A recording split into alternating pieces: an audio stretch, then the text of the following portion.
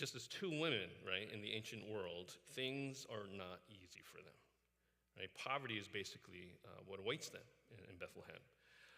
But thankfully, if you continue reading the story, after some time, a man named Boaz, one of Elimelech's relatives, he shows them compassion. Okay? And after some fortuitous events and even some scheming on the part of the woman, Boaz ends up marrying Ruth. Okay? And they have a son. And then Naomi, finally, she feels as if her life is worth living again. Okay? So that's the story in a nutshell. What can we learn? Well, first, let's take a look at Naomi. Right? Actually, the lion's share of today's sermon is about Naomi. A lot of times people focus on Ruth, but today we're going to be focusing mostly on Naomi. So in the past, I've actually heard sermons where they portray Naomi in a fairly negative light.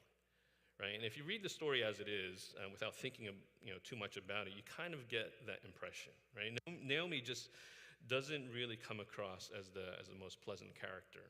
For example, when she comes back to Bethlehem, right, from Moab, she says to the people there when she arrives, she says, "Don't call me Naomi anymore, call me Mara," which means bitter, because God has made my life bitter. She literally changes her name to bitter. And she kind of seems like a Debbie Downer, right? Not somebody you really want to hang around with.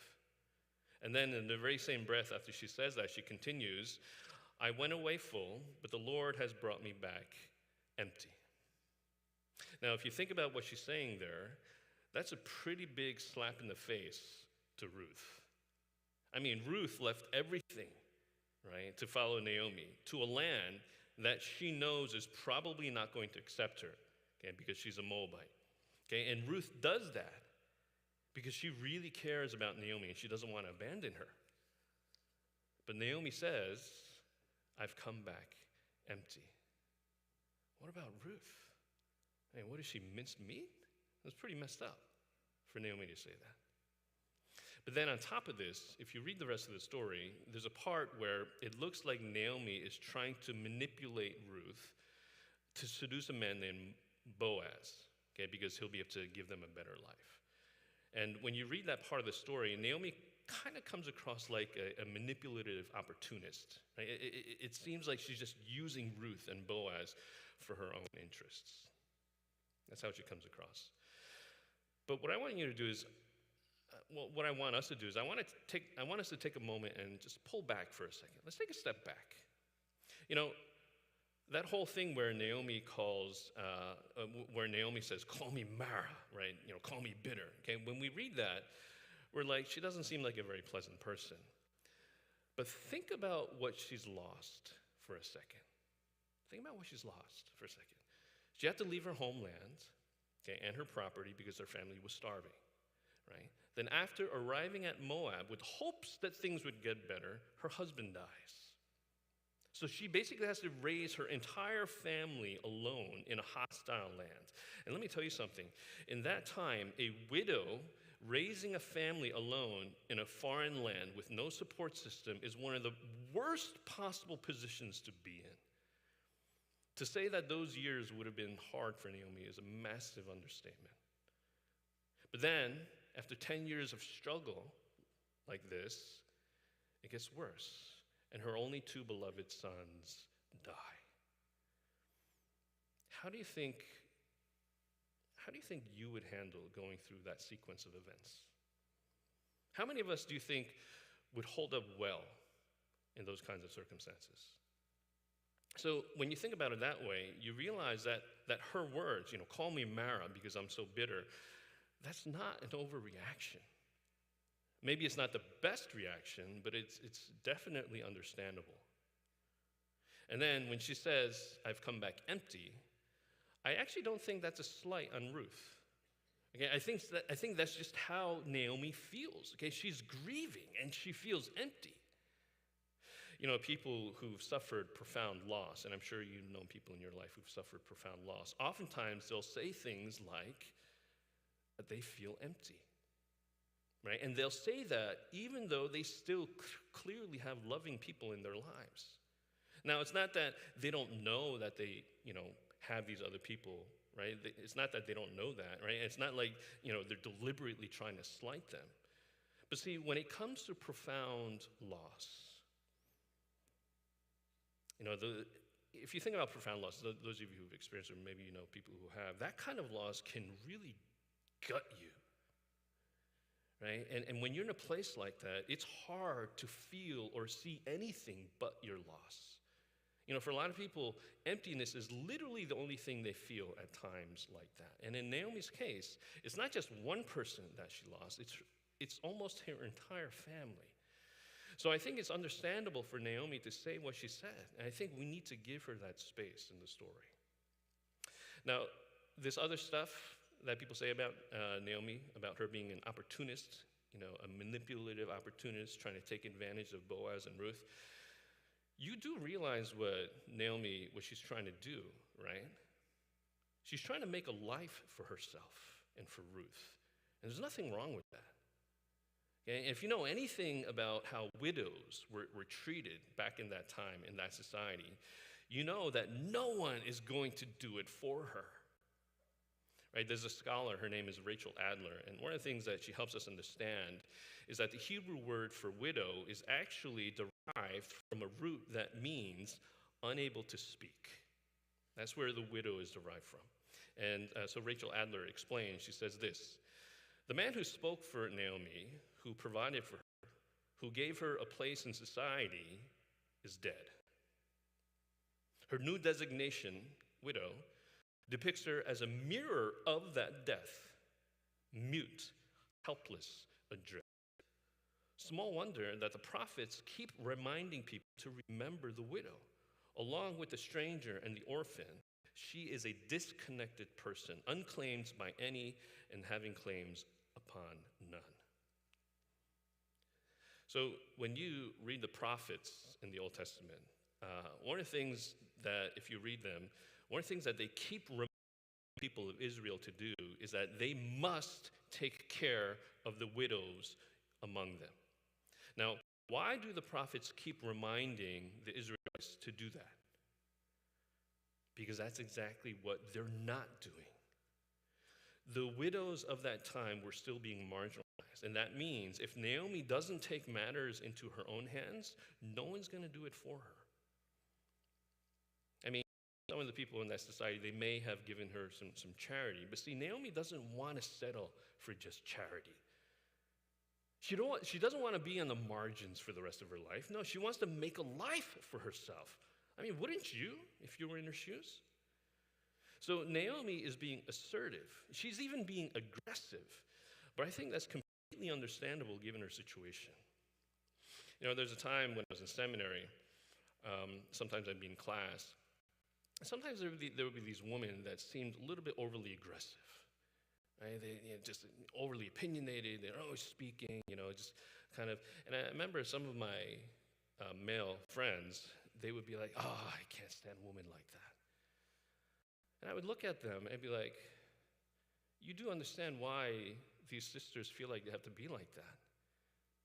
After decades of being told that God hasn't called them, after decades of being told that they're not called to preach the word of God, after decades of being told and marginalized in the church, it's completely understandable why they would be like that." Right? And so I think that helps us understand Naomi's situation a little bit better. Now, I want to show you something, and this is very important for us to grasp. Naomi was not always like this, which is something that a lot of people miss when they read the story. Naomi was not always a bitter person, and Naomi was not always this aggressive. And we actually know this from the text. See, when Naomi comes back to Bethlehem, this is what the text says. It says, when they, Naomi and Ruth, arrived in Bethlehem, the whole town was stirred because of them. And the woman exclaimed, "Can this be Naomi?" Two things. Do you think the people of Bethlehem would have been this excited about the return of a person who is known to be a bitter killjoy? No, they would have been like, "Oh my goodness, she's back, yay," right? It's basically what they would have been like, but they weren't like that. They were genuinely excited to see her. And then at the end of the story, when things turn out well for Naomi, when Ruth marries Boaz and they have a baby, the people of Bethlehem, again, they're genuinely excited for Naomi. This is what it says. The woman said to Naomi, "Praise be to the Lord, who this day has not left you without a guardian and redeemer. May he become famous throughout Israel." Right? That's Boaz that they're talking about. "He will renew your life and sustain you in your old age. For your daughter-in-law, who loves you and who is better to you than 7 sons, has given him birth." The fact that they react like this, react to her like this, when Naomi returns and when things turn out well for her in the end, this shows that Naomi was once a person that people really liked. Right? They're excited to see her. And even though she's going through hard times, they still want the best for her. Now, the other thing we learn when they exclaim, "Can this be Naomi?"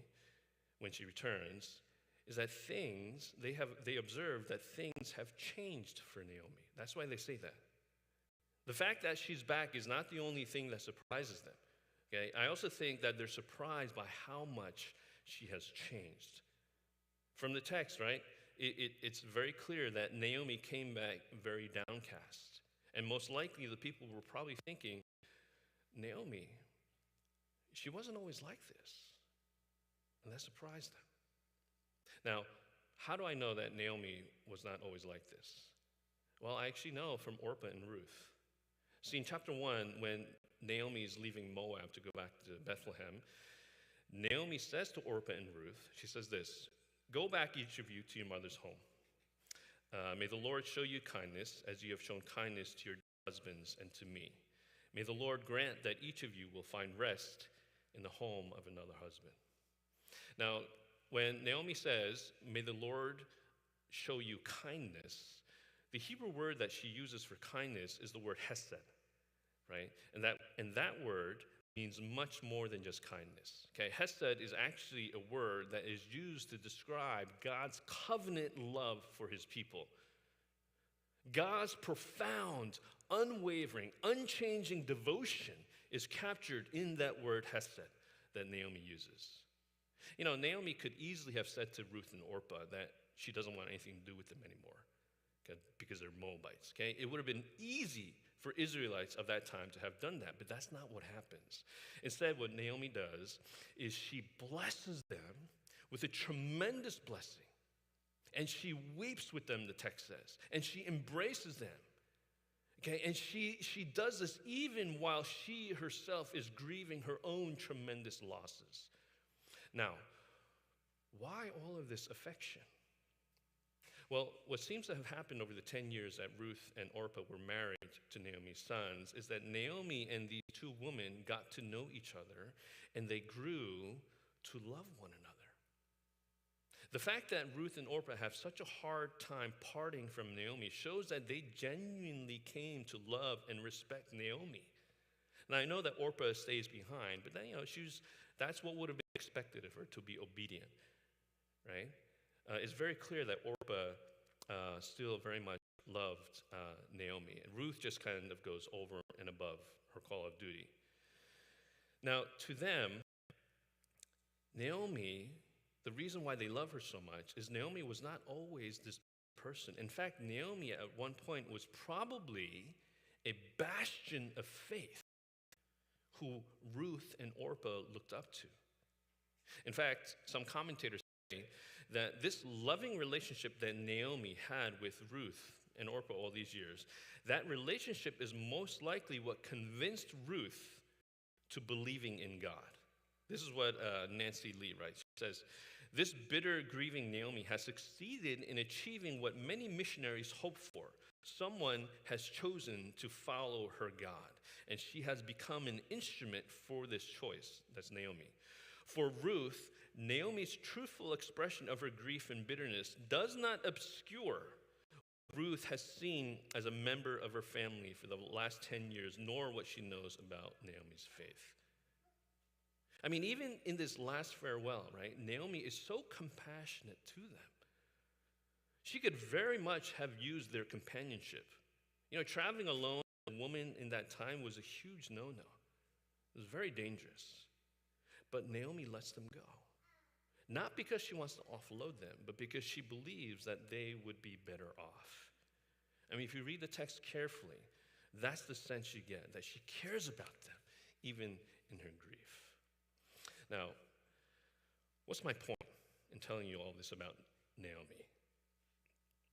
So sometimes Christians, we go through times where we're a tremendous blessing to the people around us, like Naomi was when she was younger, right? But then there are other times when life happens and things fall apart for us.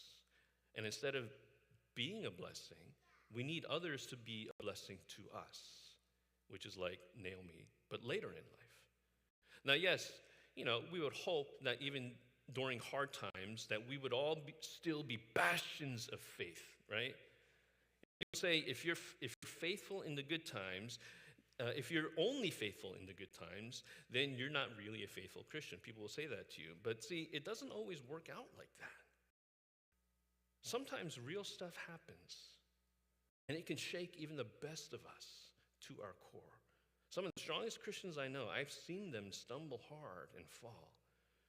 Now, does that mean God's grace is no longer with them during those hard times? Does that mean all the grace that we saw earlier in their lives is now null and void? So, when I was younger, there was a pastor in this area who was just amazing. Easily one of the most compassionate, faith-filled, humble pastors I knew. And he made a big difference in a lot of people's lives in this region. To this day, I still hear people talking about the influence that he had on people's lives.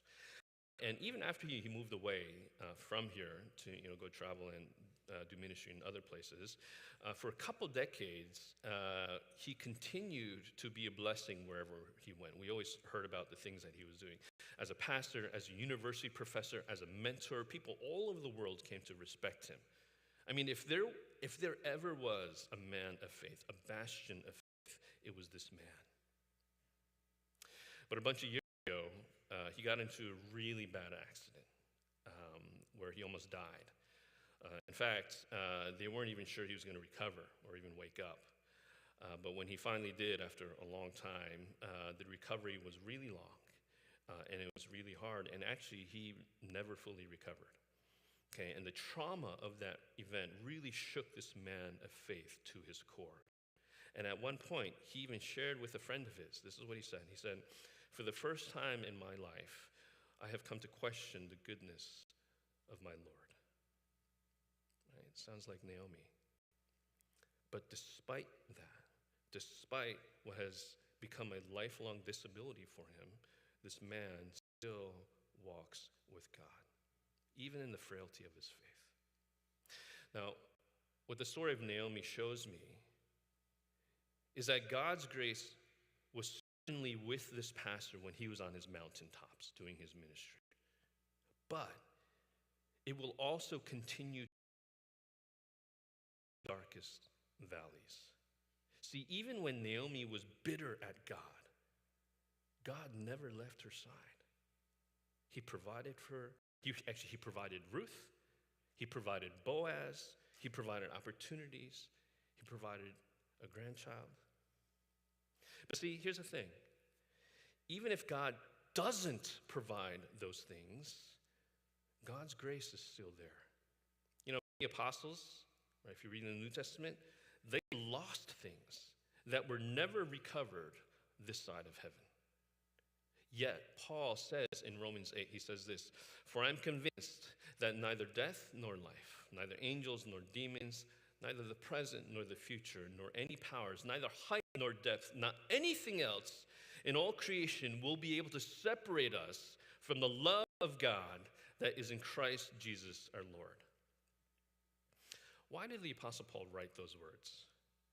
He wrote those words because that's exactly what Christians in that time were struggling with. He wouldn't have needed to write those words if they were doing fine, but they were struggling with that. And that's why he wrote those words. Because when they were facing persecution, when things didn't turn out as they had hoped, When they were in their dark valleys, these Christians, just like us, had real doubts. Does this mean that God has abandoned me? And Paul's answer to them is a resounding no. He has not abandoned you, and he never will. Just like he was by Naomi's side, in her joy and in her bitterness, so he will be by your side. For Christians, God's love will always be a constant, even when we are not, even when our faith is not. Brothers and sisters, how does your faith feel right now? Do you feel, a lot of us, right? Do you feel like the older Naomi? You've had some really hard stuff happen in your life, and you feel like any faith that you had is completely shattered now. I want you to know Jesus has not abandoned you. Hang in there. Okay, I know it's hard. It was hard for Naomi. Okay, but one day, this side of heaven or on the other side, you will see that he has never left your side. And there's good theology to back this up. If God has been faithful in the hardest thing, which is what you see on the cross, when he took all the sins of humanity and absorbed them into himself. If God has been faithful in the hardest thing, what makes us think that his grace will abandon us through the ups and downs of our lives? I have to tell myself this all the time. In my life, there have been times where I think I've been a blessing to other people, or I hope I've been. I think there are times like that. But there have been real times also where my faith was in shambles. Back in 2011, when I got sick, I had to take a 4-month leave of absence. During this recent pandemic, there were probably 2 of the darkest struggles of my life happened during the pandemic. During that time, my faith was very frail, and I needed people to be a blessing to me. Right? I've been both Naomis. And I share this with you, and I share Naomi's story because I want you to know that in the Christian life, sometimes God uses you as a giver of grace, like Naomi when she was younger. And other times, it's okay just to be a receiver of grace, like Naomi when she's older. And I also want you to know, during those hard times, when you appear weak, right? Number one, those times do not void the grace that God has shown you during the other times in your life. When Naomi was a blessing, right, those times were not forgotten by Ruth and the woman in Bethlehem when Naomi was struggling. And I've had people share with me, like when I'm in my dark times, sometimes they would encourage me, Kiwan, there's a time when you did this in my life, and it really changed the trajectory of my life. And I realized, oh my goodness, what I'm going through right now doesn't void what God had done during those times. Okay? And number 2, I want you to know, when you are weak, oftentimes you can still be a powerful blessing in people's lives. Right? When Naomi, in today's story, she gave up the possibility of companionship with Orpah and Ruth, saying, hey, you guys can stay behind. When she blesses them as she's leaving, when she finds ways to work the circumstances for Ruth so that she can have a life in Bethlehem, you see in her weakness, grace still coming out of her. All those years of faithfulness, of grace being poured out of her when she was, in a good place, it was still coming out of her, even in her dark place. In fact, in Christianity, it is often when we are weak that we discover a strength in God that we previously did not know. I love my church, and I've seen a lot of churches fall apart over the years for various reasons. But my hope for this church is that we would be a church where when people go through rough times, again, when they're not the most pleasant people to be around, that we would still see the history of God's grace in their lives and remember that and not abandon them. That we would, in fact, rally around them and be a source of grace to them when they need it most, like Boaz and Ruth did for Naomi. Now, let me say something briefly about Ruth, and then we'll close. So it's pretty clear, right, when you read the story that Ruth is an amazing woman, right? I mean, she literally leaves everything she has in Moab to follow Naomi, okay? And she does this knowing full well that what awaits her in Bethlehem is discrimination and poverty and probably no chance of finding a husband, possibly even death. I mean, immigrants today, right, why do they emigrate anywhere? Right? They emigrate because they want a better future, not a worse future. Nobody emigrates somewhere else because they want a worse future. No, because they want a better future. But Ruth emigrates in this story knowing full well that her future will probably be worse. I mean, that's pretty incredible for someone to do that. I think her famous declaration to Naomi in chapter 1 captures it best. This is a very famous thing that she says. Don't urge me to leave you. She's talking to Naomi. Ruth is talking to Naomi. Don't urge me to leave you or to turn back from you. Where you go, I will go. Where you stay, I will stay. Your people will be my people, and your God, my God. Where you die, I will die, and there I will be buried. May the Lord deal with me, be it ever so severely, if even death separates you and me. Now, if you look at what Ruth says there, it looks like everything she's declaring is about the future, right? I will go, I will stay, I will be buried, okay? But then there's something interesting that happens in the text. Okay, the phrase that's translated, your people will be my people and your God, my God, there's actually no verbs there in the original language. Okay, and Kathleen Farmer, she explains the implications of this. This is what she says.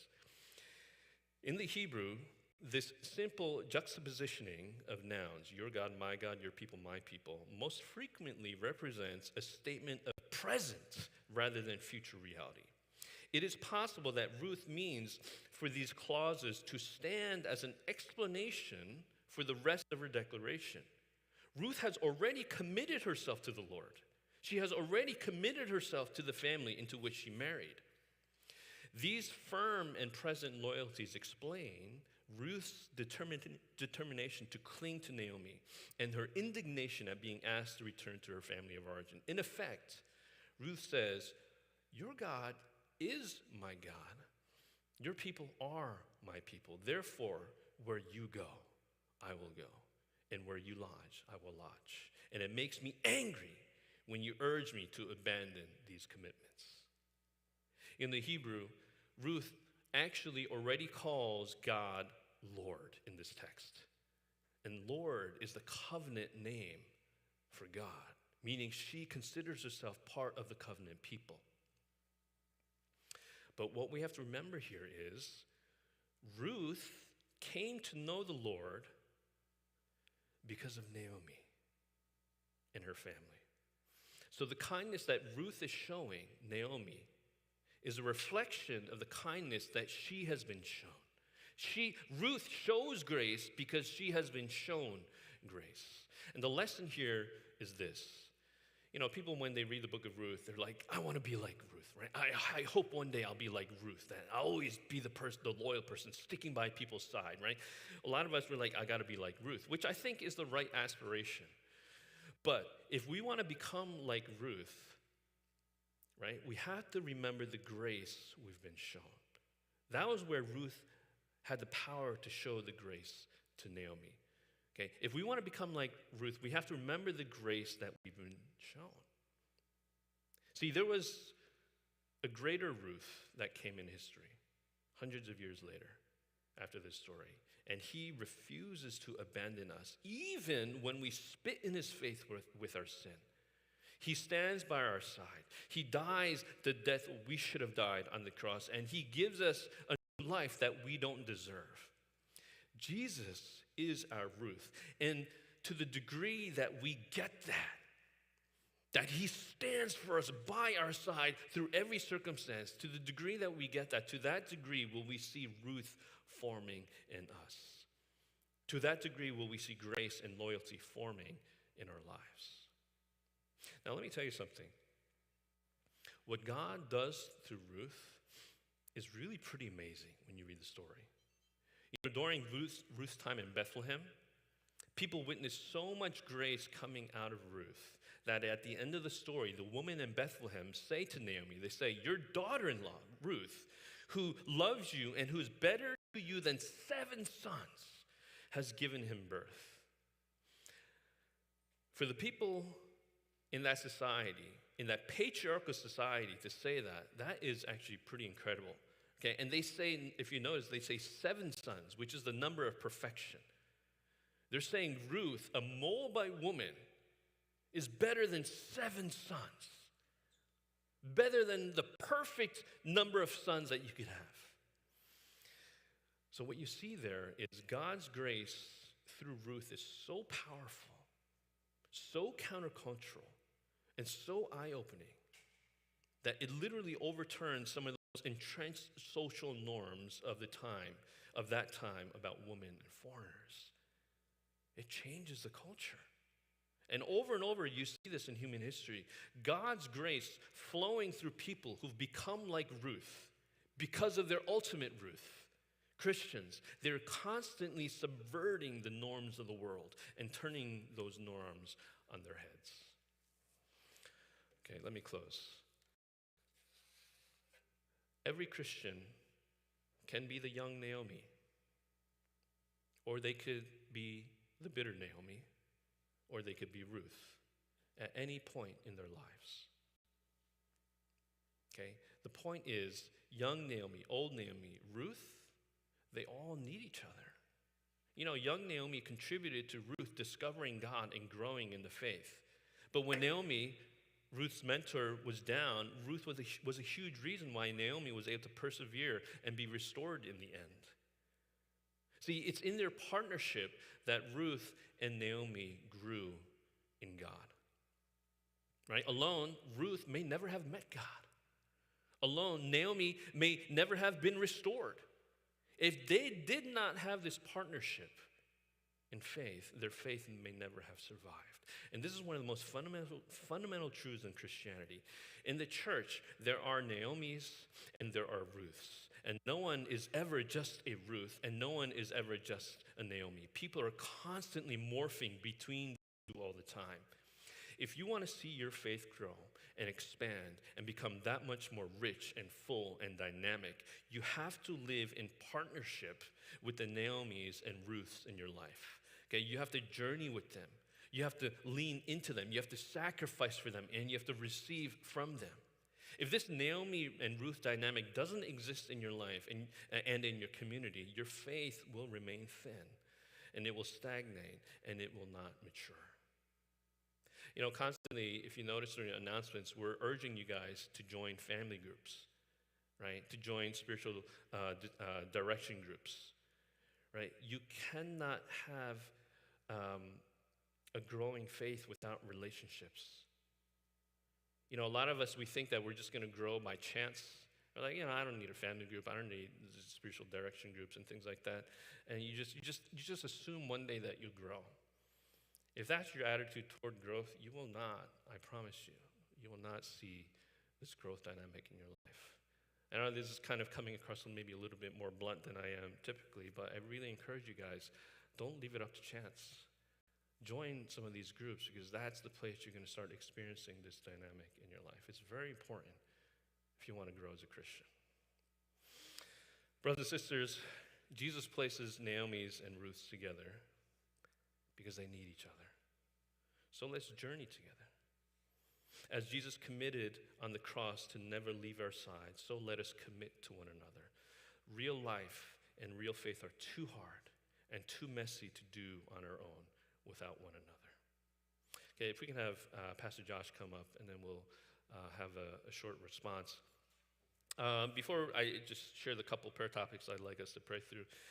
So, you have leaders in this church. I just want to say this on behalf of the leaders. You have elders, you have deacons, you have ministry leaders, you have people doing a lot in the church. And a lot of you will look at them and like, oh, they seem like they're doing okay. You know, they seem like they're doing fine.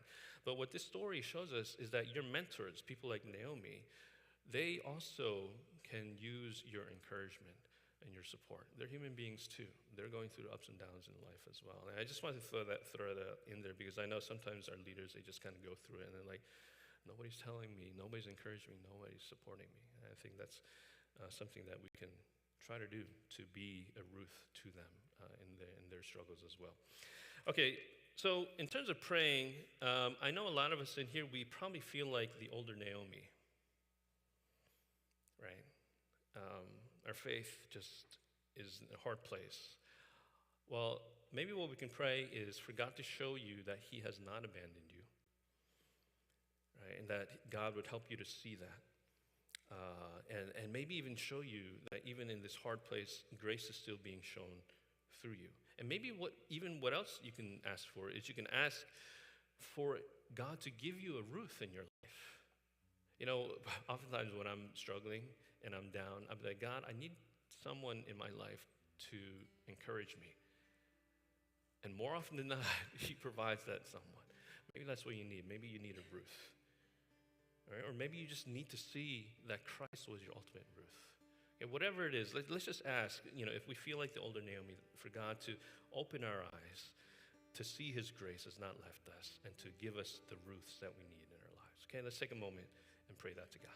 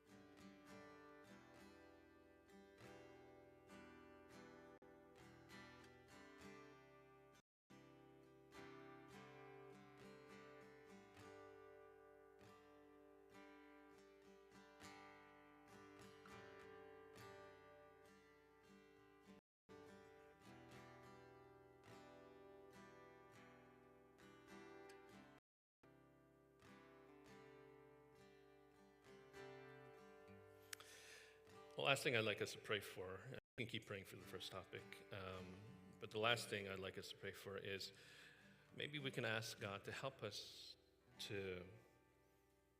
become like Ruth. And not just for ourselves, maybe we can ask God to help this church to become filled with Ruths for one another. And can we ask the Spirit to really form that in us? And it's going to take a work of the Holy Spirit for that to happen. For him to indelibly place in our hearts the grace that we've been shown so that we would show grace. Okay, but let's really ask the Spirit to do that for us. Okay, let's pray.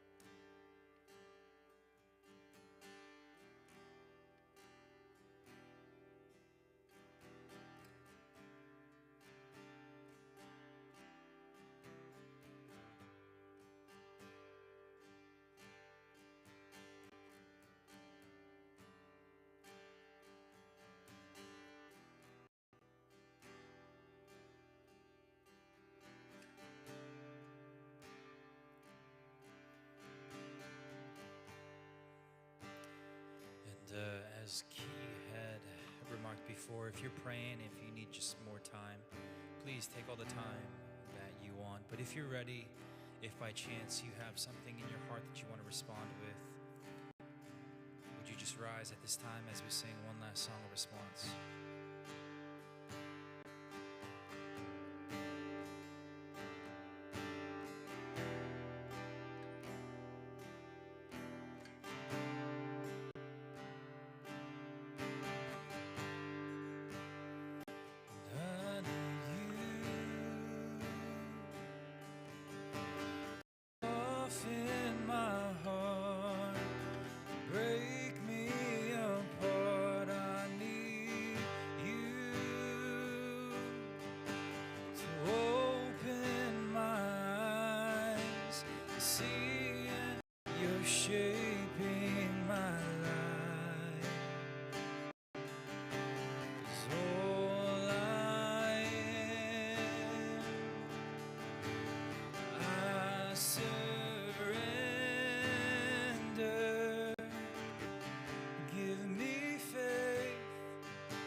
to trust what you say, that you're good, your love is great.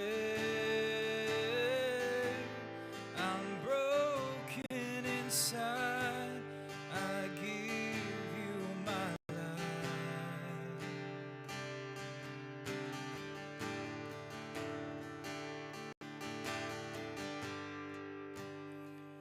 I need you to soften my heart, break me apart. I need you to pierce through the dark and cleanse every part of me.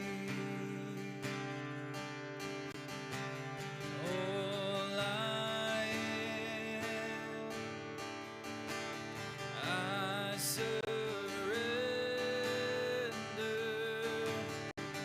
Give me faith to trust what you said, that you're good, your love is great. I'm broken inside, I give you my life. Oh, give me faith to trust what you say, that you're good, your love is great. I'm broken inside, I give you my life.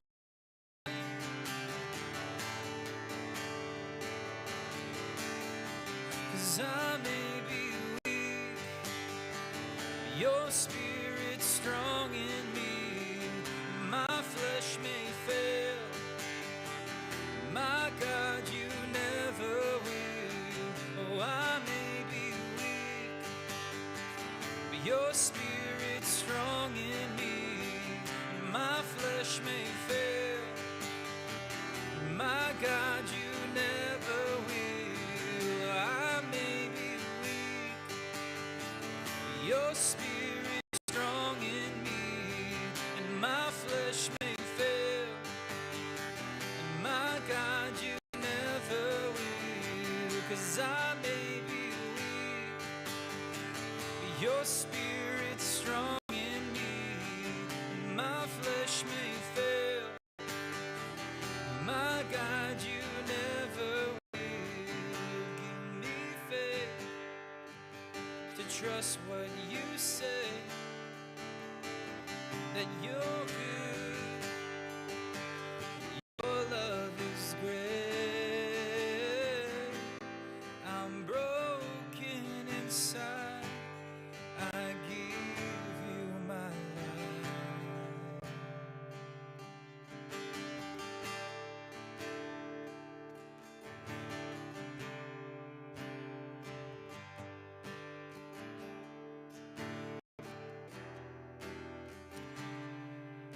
After service, we do have fellowship. We do have good food usually. So please do stick around. We have all of that out there